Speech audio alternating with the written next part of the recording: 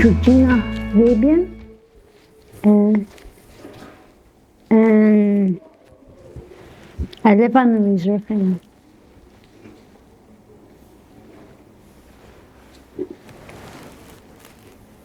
I'm from Fort Providence. My family lives in Fort Providence, and I was raised up there. But I've been here since 1972. So, I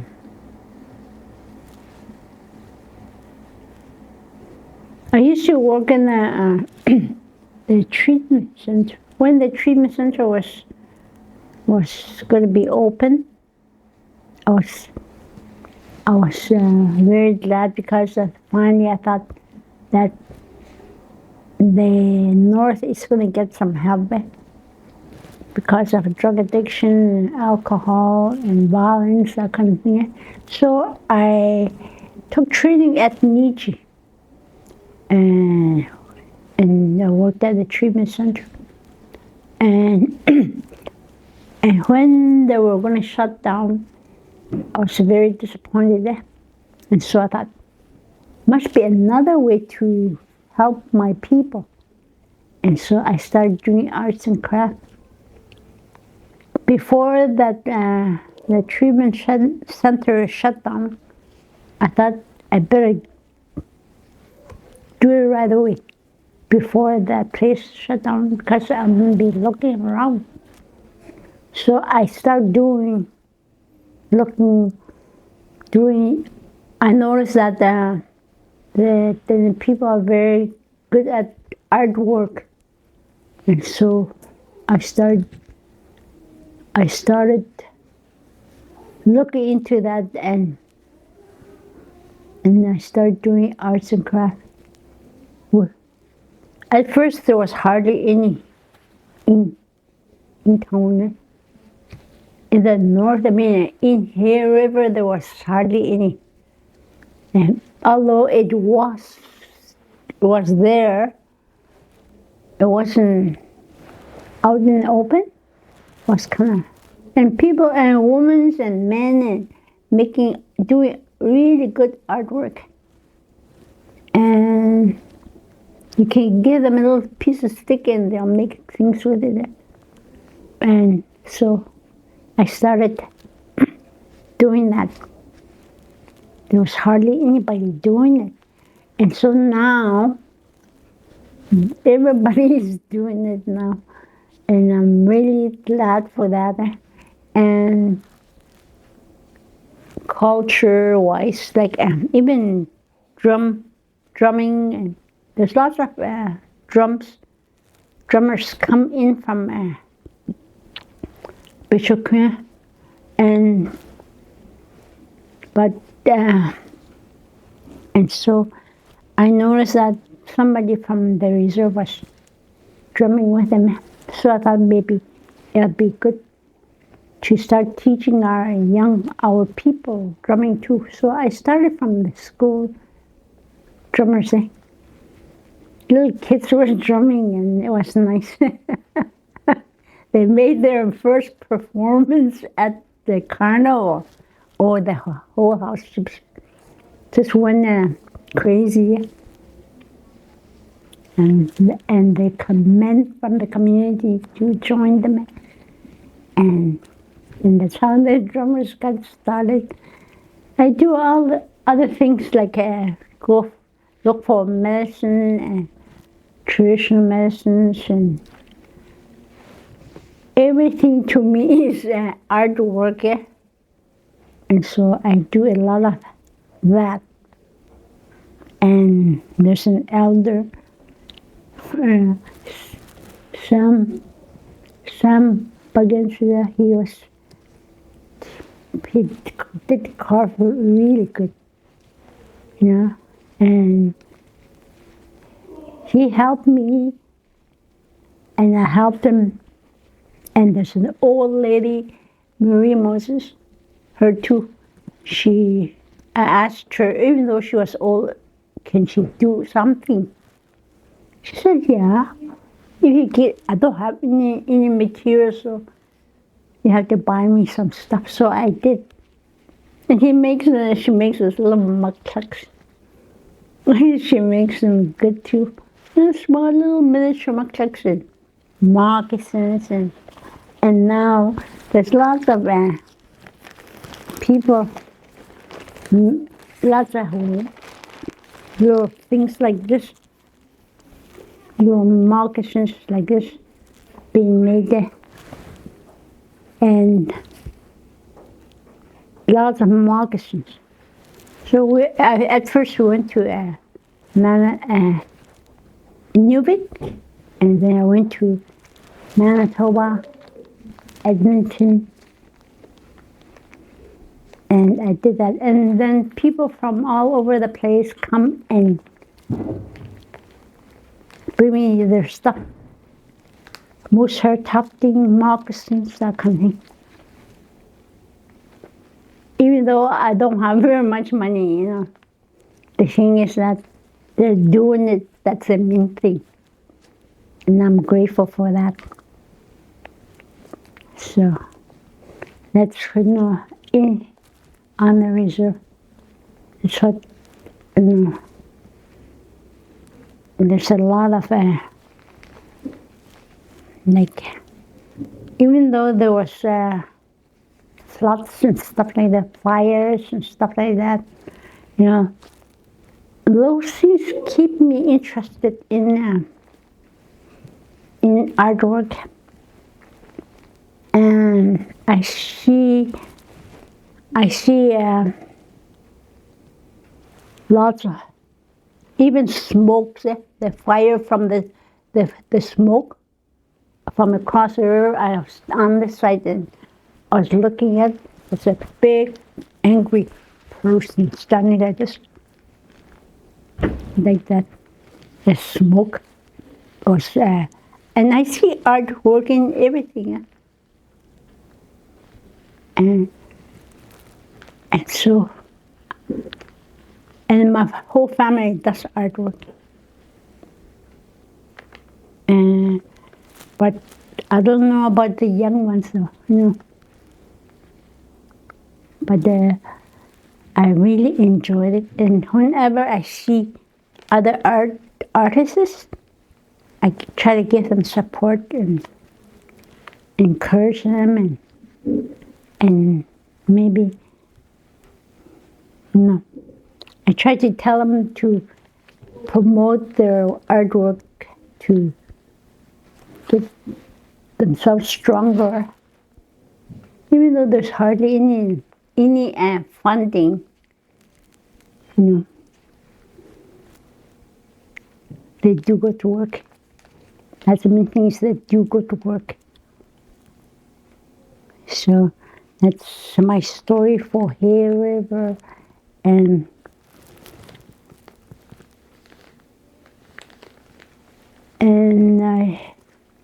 sometimes I do a show how to make moose hair tufting, that kind of thing.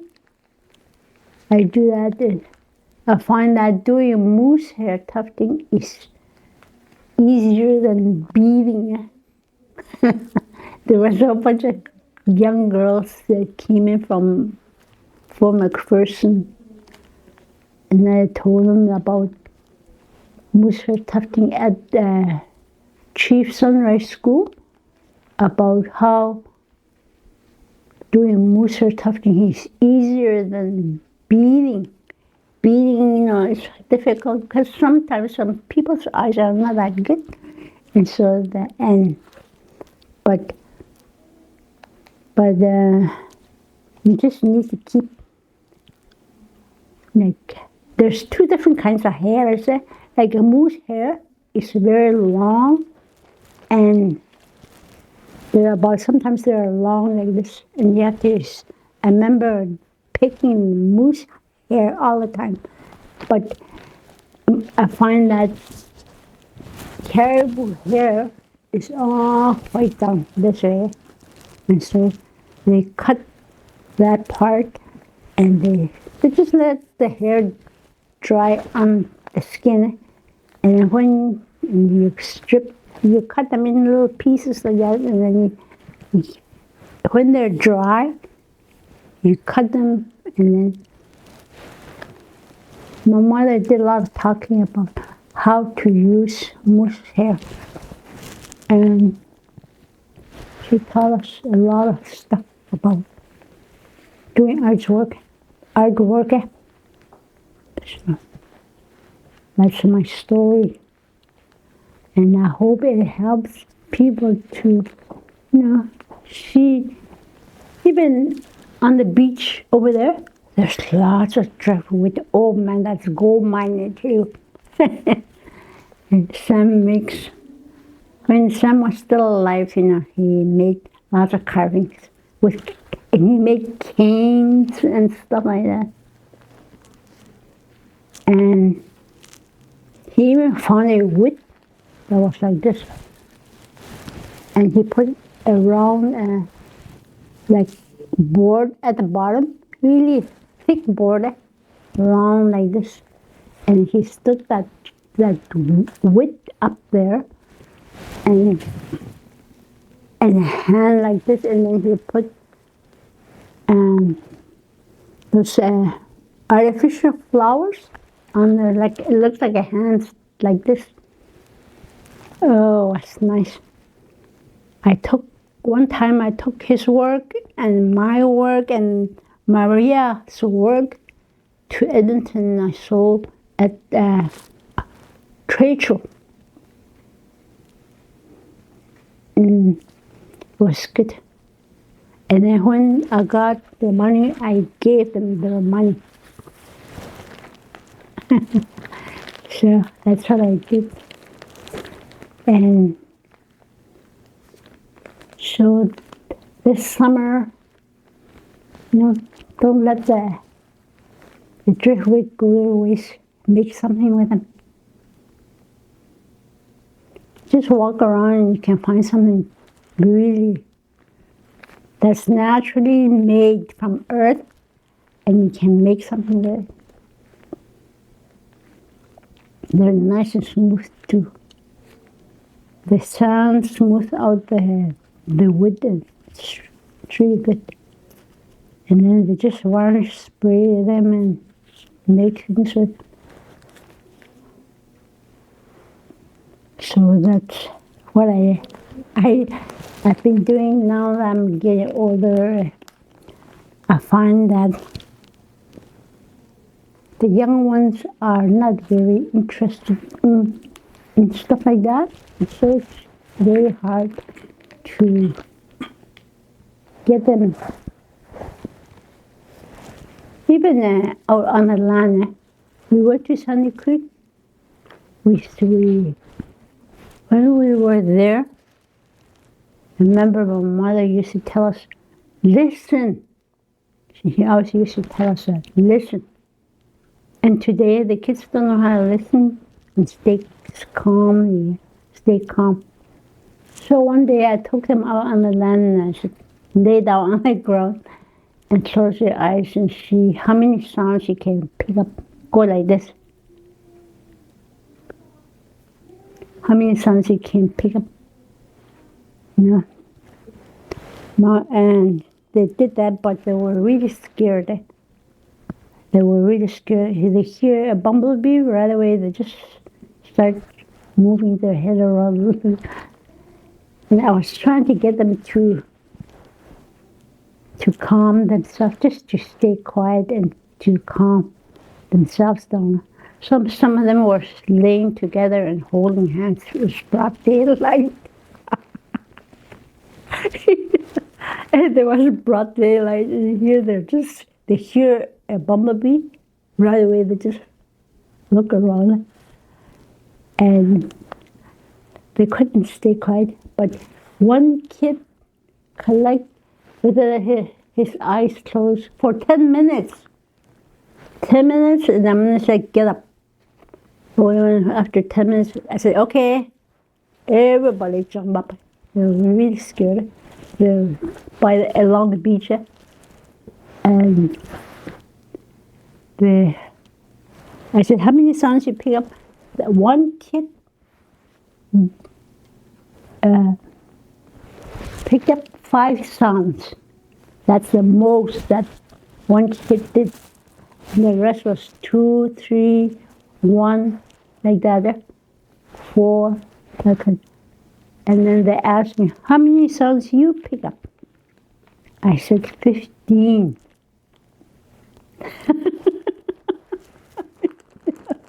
It was springtime. It was so beautiful out there.